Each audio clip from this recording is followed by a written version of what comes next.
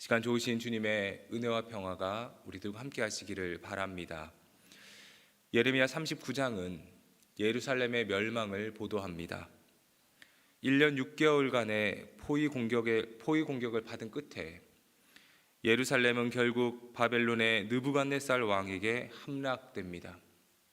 예루살렘이 함락되자 시드기야는 아라바로 도망을 치는데 결국 여리고 평원에서 붙잡혀서 림나에 있던 느부갓네살 왕에게 끌려옵니다. 바벨론에 끝까지 저항했던 유다 왕 시드기야는 비참한 최후를 맞습니다. 그의 눈앞에서 왕자들이 처형당하고 유다의 귀족들도 처형됩니다. 그 후에 시드기야는 두 눈이 뽑히고 바벨론으로 끌려가기 위해서 사슬에 결박당합니다. 바벨론 군사들은 예루살렘의 왕궁과 민가에 불을 지르고 예루살렘 성벽들도 허물어 버렸습니다. 사령관 느부사라단은 예루살렘에 있는 백성들과 항복한 자들을 바벨론 포로로 잡아갑니다. 성벽을 허문다는 것은 전쟁에서 패배한 이들을 이제 더 이상 지켜줄 자가 없다는 것을 보여주는 행위입니다. 특이한 것은 예루살렘 왕궁이 불이 타고 성벽이 허물어졌지만 하나님을 예배하는 성전이 허물어졌다는 말은 없습니다. 이것은 하나님 역사가 끝난 것이 아니라는 희망의 메시지입니다. 남유다가 멸망당하고 예루살렘은 함락되었지만 하나님의 역사가 끝이 난 것은 아닙니다. 여전히 하나님은 하나님의 사람들을 통해 역사하십니다. 오늘 본문은 하나님의 역사가 멈추지 않았음을 보여줍니다. 하나님은 유다 나라가 멸망한 가운데서도 여전히 구원 사역을 일으키고 계십니다. 본문에서 바벨론의 느부갓네살 왕은 사령관인 느부사라단에게 이렇게 명령합니다. 12절 말씀입니다. 그를 데려다가 선대하고 해하지 말며 그가 내게 말하는 대로 행하라. 느부갓네살 왕은 사령관에게 예레미야를 감옥에서 데려다가 선대하고 조금도 해하지 말고 그가 요구하는 것을 다 들어주라고 명령합니다. 왕의 명령을 받은 느부사라단과 신하들은 예레미야를 풀어주고 그를 아히감의 아들 그다랴에게 보내서 집으로 돌려보내도록 만들어줍니다. 예레미야는 그를 미워하는 사람들의 손에서 죽을 뻔하였다가 유다의 마지막 왕 시드기야 때에는 감옥에 갇혀서 고난과 고통을 받았습니다. 그러나 하나님은 당신의 종을 바벨론을 통해서 보호하시고 구원해 주셨습니다. 하나님은 유다의 대적자들의 손을 통해서 예레미야를 건져 주신 것입니다. 성도 여러분, 세상이 무너져도 하나님의 역사는 결코 멈추지 않습니다. 나라가 무너지고 왕이 적국에 끌려가는 절망적인 상황이지만 하나님의 역사는 중단된 것이 아닙니다. 오히려 하나님은 그때 하나님의 사람들을 구원하시고 그를 통해 구원의 소식을 전하여 희망이 있음을 알려주십니다. 우리 삶에도 마찬가지입니다. 때론 우리에게 나라가 무너진 것 같은 큰 고통과 절망이 찾아올 때도 있습니다. 세상이 끝난 것처럼 느껴지고 큰 충격으로 기도조차 하지 못할 순간을 맞이할 때도 있습니다. 그런데 여러분, 그때에도 하나님은 주의 백성을 구원하고자 역사하신다는 사실을 기억하시기 바랍니다. 다윗은 철저히 버림받은 사람이었습니다. 그는 아버지 이새로부터 아들로 인정받지 못해 사무엘이 인도하는 제사에도 참여하지 못했던 사람입니다. 또한 다윗은 블레셋과의 전쟁에서 큰 공을 세웠습니다. 그는 거대한 골리앗을 두려워하는 이스라엘 군사들을 대신해서 홀로 전장에 서서 전쟁을 승리로 이끌었습니다. 그런데 그러한 공로의 대가는 무엇이었습니까? 사울 왕의 시기 때문에 광야로 도망 다녀야만 했습니다. 목숨을 걸고 싸웠지만 돌아온 것은 다윗의 목숨을 찾는 자들로부터의 피난길 오르는 것이었습니다. 절망적인 상황이었지만 하나님은 이러한 다윗을 버리지 않으셨습니다. 하나님은 다윗을 위해서 요압 같은 장군도 붙여주시고 후세 같은 지혜자도 붙여주셨습니다. 큰 고난과 어려움이 몰려올 때도 있지만 하나님은 주의 백성을 보호하시고 지켜주십니다. 하나님의 역사는 결코 멈추지 않습니다.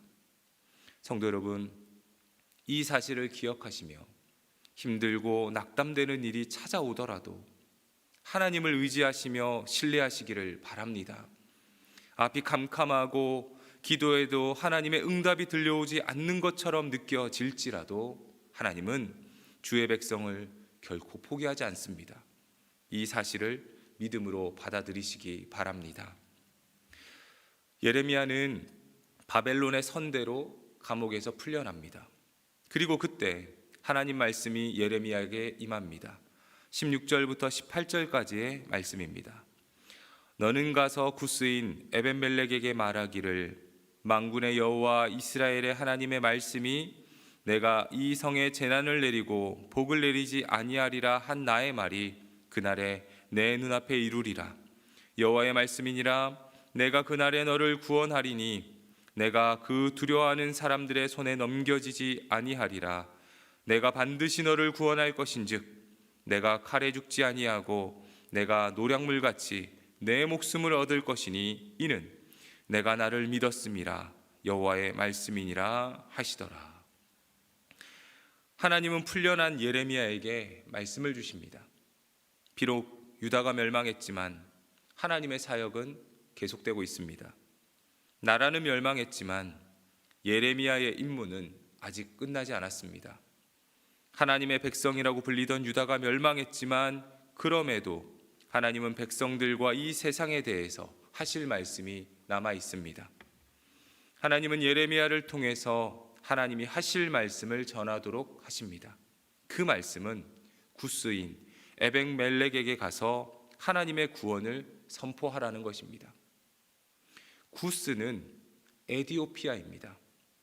에벤멜렉은 유대 사람이 아니라 에디오피아 사람으로 이방인인 것입니다.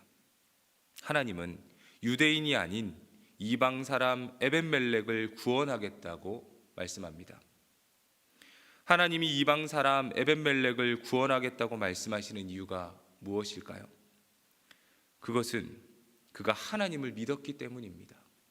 18절에서 하나님은 에벤멜렉이 하나님을 믿었다고 말씀합니다. 하나님은 그의 어떤 점에서 그가 하나님을 믿었다고 생각하시는 걸까요? 예레미야 38장에서 예레미야가 바벨론에게 항복하라고 전했다는 이유로 유대 사람들이 예레미야를 구덩이에 던져버렸습니다. 예레미야가 구덩이에 갇혀서 꼼짝없이 굶어 죽게 생겼다는 말을 들은 이 에벤멜렉은 시드기야 왕에게 가서 예레미야를 살릴 것을 건의했고 왕의 허락을 받아서 예레미야를 구덩이에서 구출합니다. 에벤멜렉은 왜 예레미야를 살려주었을까요? 당시 예레미야는 반역자 같은 죄인으로 그와 동조하면 같은 취급을 당하여서 죽임을 당할 수도 있습니다. 그럼에도 에벤멜렉이 위험을 무릅쓰고 예레미야를 구원해 준 것은 무엇 때문일까요? 그는 예레미야를 하나님의 예언자라고 믿었기 때문입니다. 38장 9절에서 에벤멜렉이 시드기야 왕에게 말하기를 내 주여 저 사람들이 선지자 예레미야에게 행한 모든 일은 악하니이다 전합니다. 아무도 예레미야를 믿지 않을 때 적어도 에벤멜렉은 예레미야를 하나님의 예언자라고 믿었습니다. 그렇기에 에벤멜렉은 예레미야의 말을 하나님의 말씀으로 받아들였습니다. 나라가 곧 바벨론에게 멸망할 것이고 항복하지 않으면 죽임당할 것이라는 하나님의 말씀을 믿었던 것입니다. 하나님은 에벤멜렉의 그런 모습을 믿음으로 보셨습니다. 예레미야의 말을 아무도 믿지 않았지만 그것을 믿은 에벤멜렉은 구원을 받게 되는 것입니다. 사랑하는 성도 여러분, 하나님의 말씀을 하나님의 말씀으로 받아들이지 않으면 구원에서 제외될 수 있음을 우리는 말씀을 통해서 봅니다. 예레미야는 유대 사람들에게 하나님의 말씀을 선포했습니다. 그러나 그의 말을 믿은 사람은 없었습니다. 그러나 비록 이방인이지만 예레미야의 말을 믿은 에벤멜렉은 구원을 약속받았습니다. 하나님의 백성이면서도 구원받지 못한 유대인들과는 대조적으로 이방인이더라도 하나님의 말씀을 믿은 사람은 구원받는 것입니다. 내가 예수를 얼마나 오래 믿었는가? 우리 가문이 몇 대째 예수 믿는 가문인가? 우리 가문에 목사가 몇 명이고 장로 권사가 몇 명인가 하는 것은 하나님 보시기에 그리 중요하지 않을 수 있습니다. 하나님이 보시는 것은 우리 안에 하나님에 대한 믿음이 있느냐 하는 것입니다.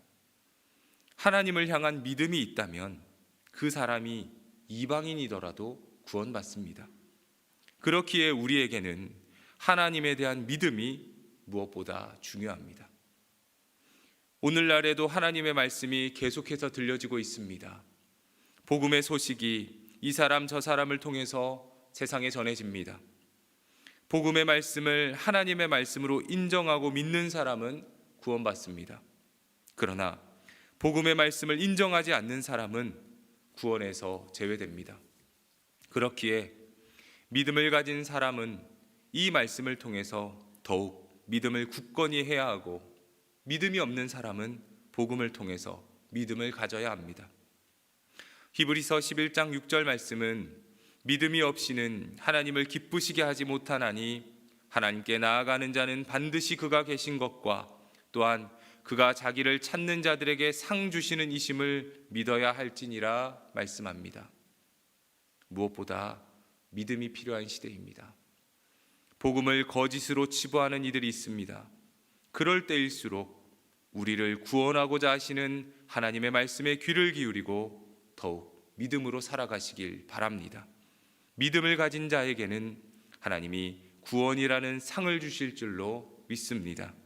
우리 모두가 한 사람도 이탈됨 없이 믿음으로 하나님이 주시는 구원의 은혜를 누리시기를 주님의 이름으로 축복합니다. 기도하겠습니다. 사랑하는 하나님 아버지, 나라가 멸망하고 희망이 없어 보이는 시대 속에도 하나님은 여전히 역사하시고 구원 계획을 이루고 계시는 줄 믿습니다. 오늘 우리를 주의 자녀 삼아 주시고 하나님의 백성으로 살게 하셨으니 받은 은혜에 감사하며 하나님께 영광 돌리며 살게 하옵소서. 세상은 전쟁으로 많은 이들이 죽어가고 있습니다. 생명의 주인 되신 하나님의 마음을 아프게 하는 일들이 여전히 세상에 계속 일어나고 있습니다. 주여, 우리를 긍휼히 여겨주시고 은혜를 베푸셔서 속히 모든 전쟁이 멈추게 하옵소서. 우리를 생명 살리는 자로 부르신 주님, 주님께 받은 사명을 감당하고자 온 교회가 함께 행복 모임 기간 동안 복음을 전하고 있습니다. 주의 복음을 전하는 이들에게 성령의 충만함을 주시고 복음의 담대함을 주시어서 빛과 진리 되신 예수님을 담대히 전하게 하옵소서. 주께서 세우신 담임 목사님께 늘 영육의 강건함으로 붙들어 주시고 날마다 세임 주시어서 맡겨진 사명을 잘 감당하시도록 주께서 도와 주옵소서. 몸과 마음이 힘든 우리 성도들을 위해서 이 시간 기도합니다. 건강이 좋지 못한 성도들에게 건강함을 주옵소서. 마음이 힘든 성도들에게 위로와 평안을 주옵소서. 믿음이 연약한 성도들에게는 산을 옮길 만한 믿음을 주옵소서. 사랑이 필요한 성도들에게는 주님의 크신 사랑으로 채워주시고 은혜를 구하는 성도들에게는 주님의 한량없는 은혜를 내려 주옵소서.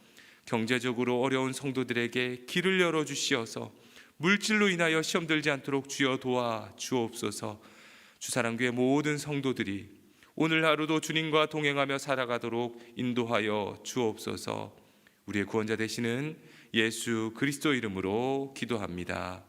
아멘.